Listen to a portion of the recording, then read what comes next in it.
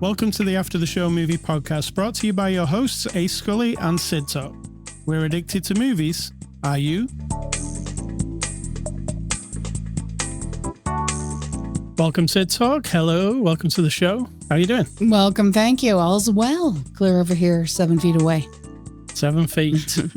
What was the before the after the show discussion? I went outside to water plants because they were hot and dry. That was hardly discussion. It wasn't. I didn't discuss it. I just escaped from the nice cool basement / theater room, went outside into the hot burning sun because they deserve it. They deserve a drink. This is not a gardening podcast. No. And if it was, it would be a different... I wouldn't be giving great gardening advice anyway, so no. Movies are best. All right, so it is Saturday, May the 25th. This is After the Show, number 840. We're a movie review podcast, and every week we look at a new movie. This week we're looking at the 2024 release of The Fall Guy. It's out now on streaming. You can get this anywhere, pretty much. Anywhere that streaming is available. It's rated PG-13. Our friends at Universal sent us a copy for review. Cidtalk, give us a synopsis of the movie, The Fall Guy. Do you want the history of The Fall Guy or the synopsis of this movie, which is a guy who's a stuntman gets hurt, he withdraws from the lady friend that he had, and then later has to come back into her life to solve a very criminal activity? I'll give you the one off the box. When I say box, there wasn't a box. I'll give you one off the streaming service. A down-and-out stuntman must find the missing star of his ex-girlfriend's blockbuster film. True, all true. That's it. Also, based on a 1980s television show. Yeah. Starring the $6 million man. $6 million man, yes. 1981 to 1986. I did watch it as a kid. Maybe a teenager. Yeah, teenager. I enjoyed it a lot in that, week to week kind of fun thing. There is a thing about the old Fall Guy that I only remembered today after reading about it. Okay. He was a stuntman and then he retired after an injury. I know that much, but how the hell is he solving crimes every week? Because that's what it was like in my head. He was to me too, yeah. Yeah, well, he was a bail bondsman and he was actually bringing criminals to Dr. Bounty Hunter style, but with stunts involved. And that was literally it. Like this movie, it kind of had the plot of Scooby-Doo every week. Yeah. So let's get on to the 2024 Fall Guy. Cidtalk, what did you think? It was really fun. I had a good time. I mean, I won't deny it. I feel like it was just really, I laughed a lot. And yes, it's okay. On a different day, I might say, oh my God, it's so up its own ass. It's so pretentious. Hollywood, look at us. We've got stuntmen. We're telling a story in an alternate way, so we're really aware of the writing. Meta. Because, yes, very yes. Even that's obnoxious. So, but for some reason, the combination of everything, I really had a good time. I accepted the flaws and went about my way. It's the most dumb fun you can have, right? It's very dumb. Sure. Because I had the Fall Guy on my mind, the original series. This isn't that in any way, apart from the stuntman element. I was expecting it to be a bit more like that, but this is really a romantic comedy with some action thrown in it. Mm-hmm. Some action. It's wall to wall. Yeah, whereas the old TV show wasn't really a romantic comedy. It was more just your standard. See, maybe that's benefit for me because I don't remember it at all. Right. Except Lee Majors. And in fact, I didn't remember it was Lee Majors. I thought it was Captain Kirk. Yes, you did. It's kind of your bog standard romantic comedy, but with stunts, right? Correct. So that was where I wasn't actually expecting that. I was expecting less romantic comedy and more kind of gritty stunt kind of stuff. I didn't know it was this kind of silly. Is that a word for it? Yeah, it was totally silly. The show and the movie, just like all those shows, the A-Team, Starsky and Hutch. This is sillier than the TV show. Yeah, for sure. That was what I wasn't expecting. And that kind of made it less interesting to me. Oh, okay. I mean, I enjoyed the stunts and Ryan Gosling's. I find him, he can do both things. He can be goofy and he can also be really intense, right? He can do both. And I feel like he did well here. I don't think all the jokes were landing for me. There was some funny stuff, but there was also a lot of roll my eyes at it. Okay. Gotcha. Did you get that? No, I laughed a lot. There's a lot of there's 5 jokes in that minute of dialogue, and maybe one of them was good. What minute? Oh, you mean as you went in along? the minute to minute of the movie, you know, they're really throwing jokes and one-liners at you and poking fun at things, and a lot of it was missing for me. But then I like the stunts, but also the plot is so paper thin and shitty. There's that too. You're just not. I really enjoyed it. So I found the plot 2 different pages here. I'd figured out who the baddie was after about minute 2. Absolutely. Like I said to you, I actually said, this feels like Scooby-Doo, like a plot from Scooby-Doo. When they were in the trailer near the end talking, and it was kind of revealing itself, the plot, I was like, it's like children's TV, the way it's unfolding.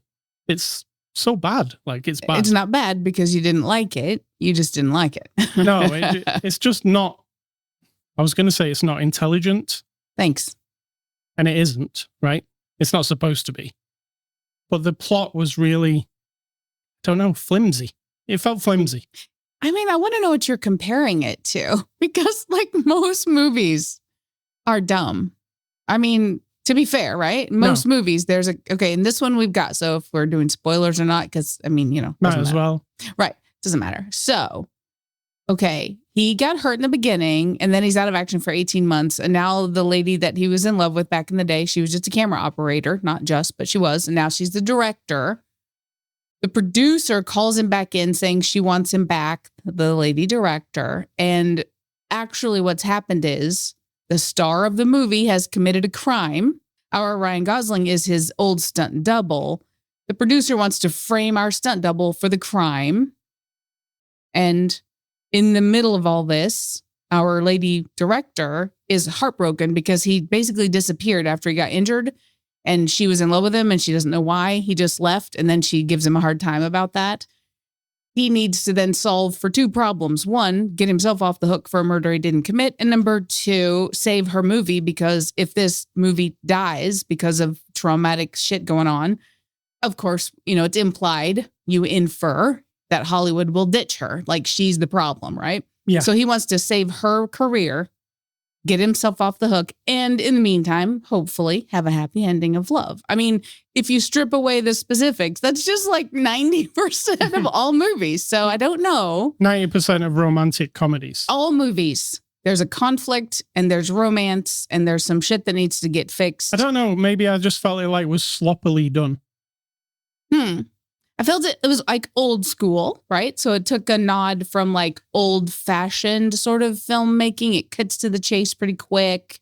There's not a lot of room. There's not a lot of growth of anybody or anything, right? Everyone's 2-dimensional. I get that. But for some reason, the funny stuff, and she's my hero of the movie. She's just hilarious. I love her. I mean, they are good together. They've got good chemistry together. And they're kind of, what do you call it? Like a blank face comedy, where they say something really funny but don't react to it. Yes. And that's pretty much where the comedy comes from in this. There were moments I liked. I didn't say I didn't like this movie. I thought it was okay.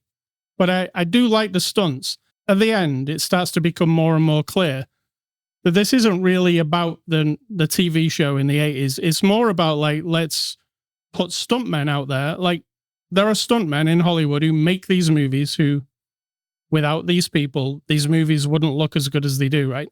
And 100%. It's really a tribute to these people. And if you stay for the end credits, it's clearly a tribute to these people. I feel like you were hanging on to that idea that it's like the TV show and that kind of clogged. I think I was. And it was, yeah. There was nothing kind of connecting me to the TV show. And I didn't give a shit about that. So that's why it was just a funny movie to me. And there is a connection to the TV show. If you stay after the credits, there's a Lee Majors and Heather, what was her name? Thomas? I forget. That sounds Not right. Locklear. Not Locklear. Not Heather Locklear. The other. We discovered that. Yeah, that's right. But they're both in the movie for a few seconds. But there's your link to the old thing. I was convinced that half of the stunts were CG. And then if you watch the reel at the end, they really did, like, all the stunts. There wasn't a stunt that was missing in that end reel. They also got a Guinness Book of World Records for this movie. Like they actually did? Because she said it in the movie. Yes. So they added the line into the movie when they got it. And it was for the most rolls of a car. So it really goes for it stunt-wise. I really like the stunt in the speedboat. There's car jumps, obviously. There's people falling off things. There's a lot of stunts. Yeah, it's mainly, if you like stunts, it's a stunty thing. Could just say the humor slightly missed it for me. Some of it was a bit clunky. And some of it was down to the cast, actually. I have a bit of a problem with some of the cast. Okay, well, we'll get there. So let's get to the cast. Okay. So we got Ryan Gosling as Colt Seavers. They didn't change his name. He's still Colt Seavers. I love Ryan Gosling. I would marry him if I could. Okay. I just find him really funny. He can be very funny, and then I can watch something like Drive, and he's not funny at all. Oh, no, he's not funny at all in that. No, but also awesome, right? Playing the other side of things. I don't think I've ever seen him in the middle. He's either goofy or intense. Have you ever seen him in the middle? I don't know how you would define middle, so I don't know. I guess La La Land, he might be somewhere in the middle. Mm-hmm. Because he's not super intense in that one. But no, I think he was good here too. And after seeing him in Barbie, and we know that he can ham it up and be silly. And he is a bit silly here. There's a whole portion of the movie where he's tripping on drugs, right? Yeah. And it's insane. Like, it's very silly. And that fight sequence I really loved, with the cartoonish kind of look because of him on drugs. And there's a unicorn that keeps showing up. It's really bonkers in the middle of the movie. So you liked him too? Yes. I feel like he was just the right amount of funny and the serious scenes, because it's shoved in a lot of comedy, can feel a little bit like he's a bad performer performing over the top bad sort of high school level drama. He could have gone that way, but he didn't. It was fine. Emily Blunt as Jodie Marino. She's the director of the movie in the movie. What did you think? She's my favorite thing in the movie. I really liked her. Also, she does have like comedy timing to her. I feel like she delivers comedy pretty good. She's super sarcastic, super snotty, like when it comes down to it, because she's bitter and she's angry that he just left and didn't say anything after he got hurt. Also, she's very direct, and she's kind of everything because she's nice to everybody on the set as they're bombarding her with, she's the director, so everyone's coming up to her with this and that and the other, and she's got kind of everything going on. I liked her. I really enjoyed her. There was something about, I felt like we didn't get enough scenes just between them, rather than something crazy going on in the background with them. I disagree. I didn't want any romance solid. I liked the flittering around. I think my favorite thing with them two is when she got in his car and they were talking, and then she said, "Can you drive me to my car?" And he literally drives 20 feet. Yeah. Straight forward. She gets out. They're in a parking lot and he just pulls the car forward. That was funny. That was funny, like a good visual comedy. Well, that's funny to you. Yeah. Also funny that he was just like, he's in his car. He was having a moment, remembering their romance. Listening to a song, and his memories are her, and then she pounds on the window and he's like, "Oh." Yeah. And she's like right there. She's like, "What are you doing?" He's listening to Taylor Swift at the top of the volume dial. Like, it's pretty funny. We've got Aaron Taylor Johnson as Tom Ryder. Now, Tom Ryder's the actual star of the movie inside the movie. He's supposed to be like, we're going to say, a Tom Cruise. Yeah. And he claims to do all his own stunts. Yeah. So I said, are we saying that Tom Cruise doesn't do his own stunts? And Tom Cruise is mentioned in this film. Uh-huh. Because we're tipping on the idea of the deep fakes, and also because you can replace an actor's face or the stuntman's face with the actor's face. We kind of play around with the technology there. Yeah. Aaron Taylor Johnson, who plays Tom Ryder, he played Kick-Ass back in the day. Mm-hmm. He's really grown up. It's been a long time, Kick-Ass, hasn't it? Since Kick-Ass. Yeah. What else has he done that you could refer to him as instead? I really can't think of anything in... Just recently. Oh, did we see him in something? Yes. I think so. I know he was going to be James Bond. That's what they keep saying. He's going to be James Bond. He was in something else where you kept saying he's kick-ass, but I don't remember what it was. He probably... Yeah, maybe.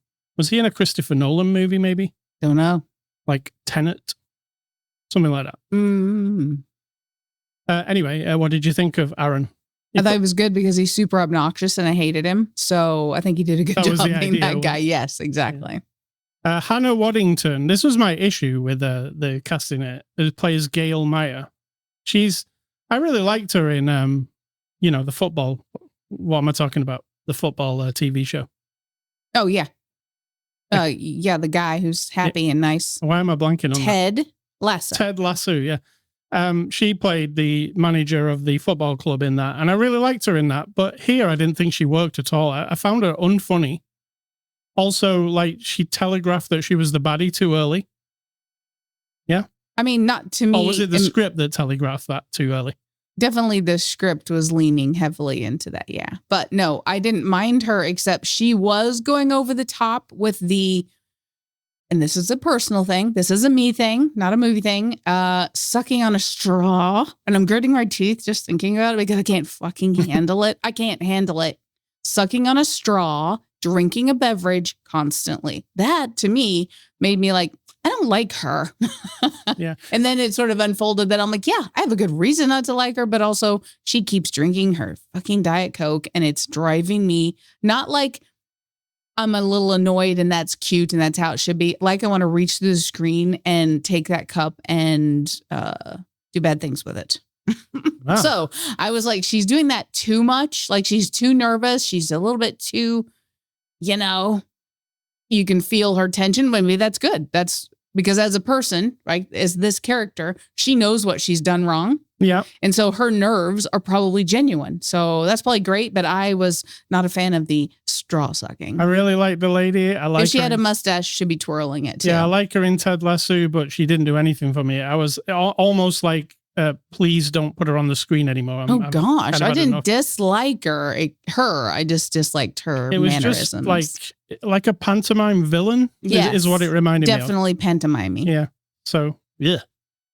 Directed by David Leitch. He directed Atomic Blonde, Hobbs and Shaw, Deadpool 2, and he was also the producer of all the John Wick movies, also a stuntman. Before he was in movies, he was a stuntman, which makes it clear what this film is, right? He's got his... he knows what he's doing, essentially. Yeah, he's actually did a bunch of the stunts in this movie as well as directing it. So, I mean, it's a love letter to stuntmen, and he's a stuntman. I mean, saying it's a love letter is okay, but I'm just saying. It is, though. But it's just, yeah. Saying it's a love letter, though, it's not a little played out, but whatever. You do you. I will use the most played out. You do you. What do you want me to say?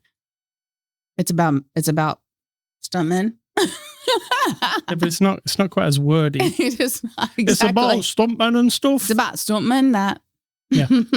So what do you think of his directing, aside from being a stuntman? Well, I think that I don't care about the stunts at all. I couldn't give a crap about cars blowing up or rolling or the jumps or the fight scenes. I'm not into any of that. But because I'm aware that our leading man is a stuntman, and then I'm watching to see what the other stuntmen are doing, and then thinking, and I call it a stunt ducking, right? Because he's a stuntman character playing a stuntman. He's also going to have a stuntman, and he's playing a stuntman for another actor who's not an actor in the movie.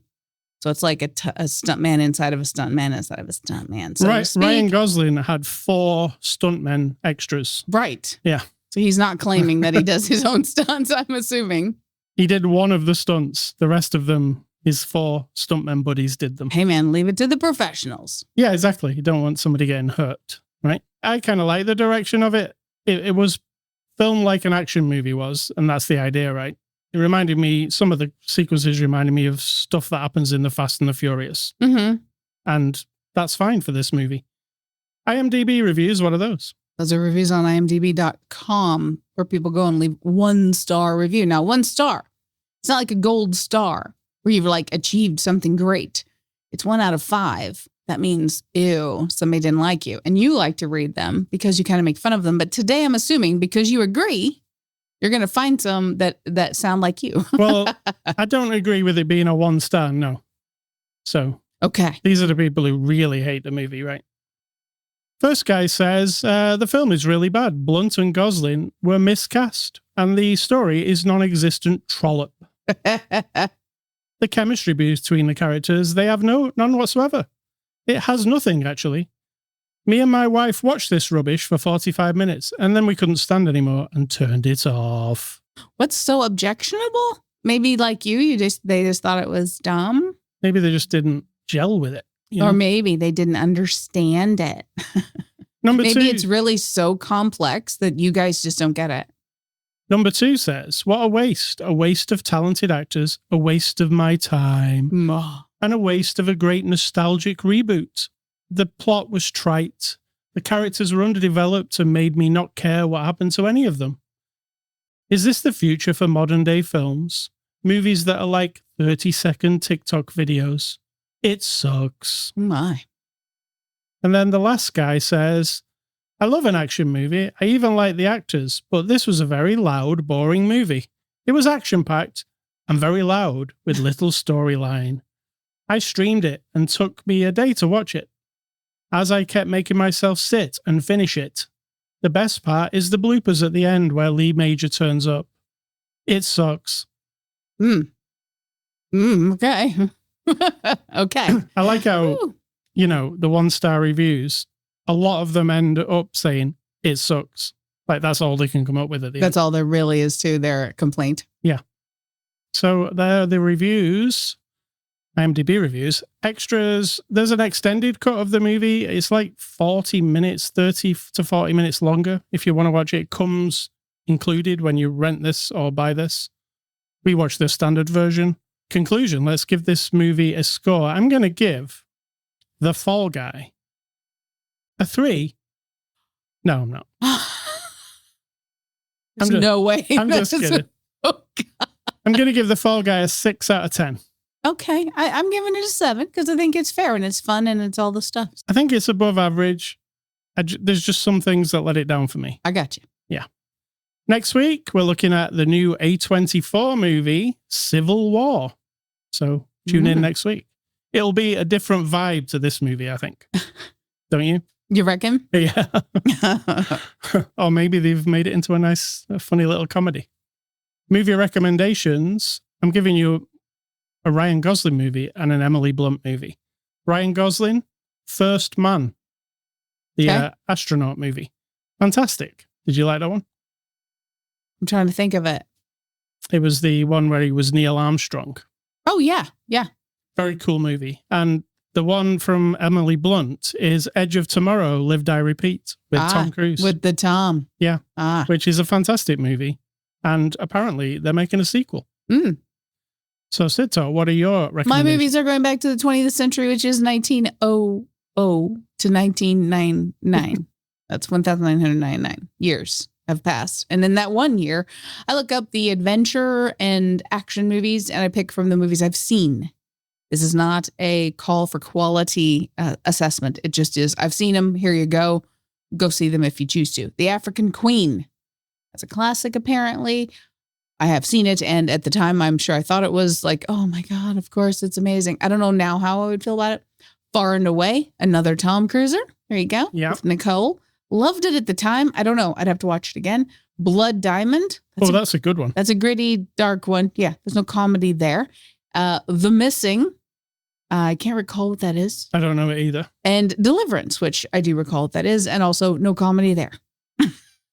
Zero comedy. No, zero. No. Let's not remake Deliverance either.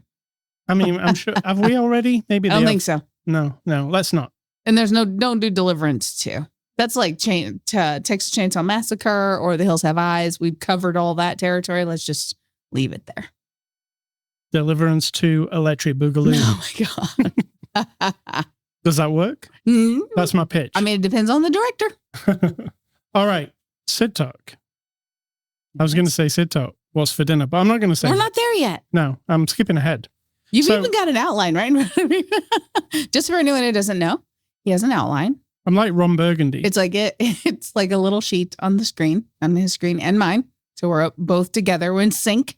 It has everything from the cast, the director, the reviews, the IMDb thing of him saying his recommendations, me saying mine, and now his little section. Then there'll be dinner, and then there'll be my advice, and then the end. Yeah, it's not like a script that we've wrote. It's just an outline. It's outlined to remind us of not to forget things. It'd be weird if we just wrote a script. It'd sound like this. And I have watched The African Queen, and it was maybe not a classic. I'm not for sure. So it isn't that. No. All right. So Ascully stuff. I've been playing a couple of games this week. The first one is a movie-themed game, and you just mentioned it, the Texas Chainsaw Massacre. Oh. So they've made a video game of it. Oh, my. Now, Goodness.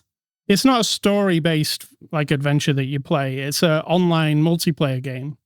And there's two teams. One side's the family, and one side are the teenagers coming to the place. Yeah. If anyone doesn't know what Texas Chainsaw Massacre is, it's a family who lives in a place, and it's like hell on earth because they're very motivated to cause harm. Yes. And there's a screaming girl throughout the entire original movie, screaming girl. And then there's, what's his name? Leatherface. Uh-huh. And it's not leather that he puts on his face. It's someone else's face. So there you go. I mean, technically it's leather. Is human skin leather? See, that's what I'm trying to get around saying. So it's hardcore, and then followed up by, what was the follow-up? Texas Chainsaw Massacre 2. Right. Oh, yes, yeah. Correct. There's been a bunch of... I thought it had a different name, but yeah. There's been a bunch of them over the years, right? Remakes. And the original is clearly the best and very chilling movie, isn't it? It's very scary. It's violent and bloody. So that's where... Are we going that way with the game? So the game's extremely bloody. All right, so there's two teams, family and teenagers. Depending on which team you're on, you're doing a different task. So if you're the family, your aim is to kill all the teenagers. Okay. And if you're the teenagers, your aim is to escape whatever level you're in. Now, because the whole movie takes place in one house, that'd be kind of boring if the game just had one location. So they've made some other locations, like a slaughterhouse and a big factory.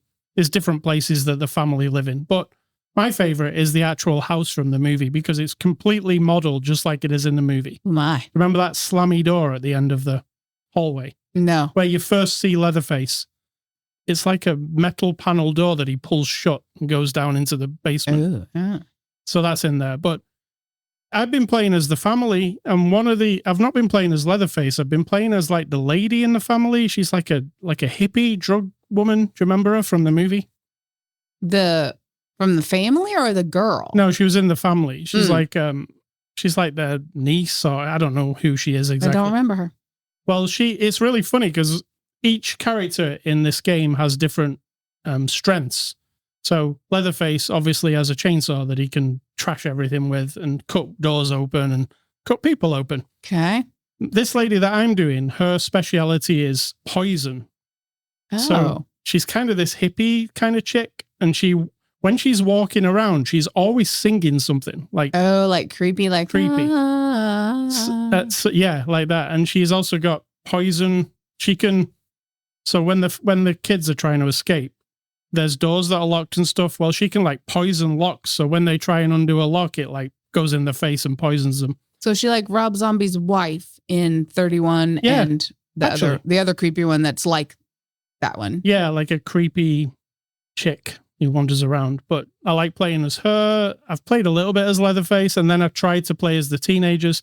I've not been doing particularly well. It's kind of hard to escape when there's a bunch of psychopaths after you. It does there's one scene like where I was in the basement and I was playing as one of the teenage girls, and Leatherface was really close to me, and he spotted me and he just ran over, picked me up and stuck me on the hook. Oh, the hook. I was actually on the hook. Yeah. Yeah. On the hook. Yeah. And when you actually go on the hook, you're not actually dead. You're just there. Like somebody can come and rescue you, I guess. But I don't think if they rescue you, you're not going to last for long, are you? Nah. You need a plaster or So that's the Texas Chainsaw Massacre. It's I've been playing it on Steam. It's also on the consoles.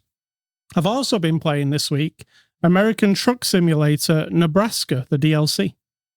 American Truck Simulator. We talk about it a lot, don't we, Cidtalk? We is a stretch. Well, you do love it, yes. All the different... I've got all the different DLCs for it. They come out pretty regular. What I'm excited about is later this year, they're doing the Missouri DLC pack. And why is that exciting? Because that's where we live. We live in Missouri, and they've modeled Missouri, so it'll be so fun to drive around your own place. But this Nebraska, I wanted to tell you do you know any facts about Nebraska? I don't know that I know facts. No. I know some just from playing this game. Okay. So I'll tell you. Interesting facts about Nebraska. It's the 16th largest state. Okay. Right? It's the only state in the US that is triply landlocked. Only? Yes. Triply. So yes. What does that mean? It means three states attached to it. Only. No. It's this is true. This is from the Nebraska website. Okay. I have to trust it then. Yeah. It's the US's largest aquifer.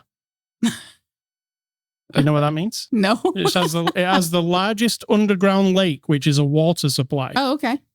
An underground lake? This is fascinating stuff. Now, does this in any way affect the game or the game? Well, on these DLCs for the truck sim, they celebrate like 12 or 13 different cities in the state that they're doing.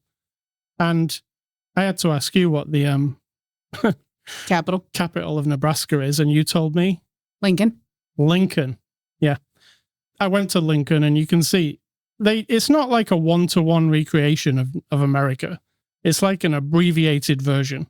So if you go to like Las Vegas, the strip will be there, but you can't go and find your house if you live there. You get what I'm saying? Yep. It's just the vibe of the place more than the, accuracy. So it'll be interesting to see what they do with our actual city here and see how that looks.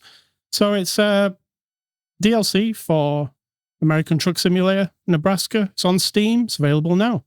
Cidtalk, what's for dinner? Well, I'm going to leave that up to you because you were deciding if you want to cook. You're going to cook the HelloFreshy thing or put some pies in the oven. Pies. Okay. And what is your advice? My advice is not advice.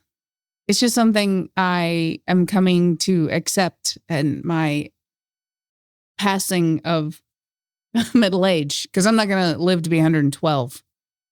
Right? So I'm past middle age. I'm 56 if you can't do the math. Almost. I'm not elderly, but this combination of DNA and particles and smudge and meat bag walking around and synapses firing off, I am not coachable. Coachable to me is terrible. Like, it means, I don't know. I'm teachable. I can learn skills and learn how to understand how to actually behave or handle social situations or trauma or good things, whatever. I've learned over this half a century plus how to interact and do all this stuff. Coachable to me is someone saying they want you to be an empty fucking vessel that they can control. Now, if you want to learn to play a team sport or do something that's very intense, where the skill of your body and your knowledge needs to really be honed, actually coached and made into something where the outcome is what you want, like a gold medal or to win the race or to be the Michelin star chef, whatever it is, then to have someone putting into you certain amounts of behaviors, habits, methods, efficiency things, whatever it is. I get that. That's an area where being coached makes sense.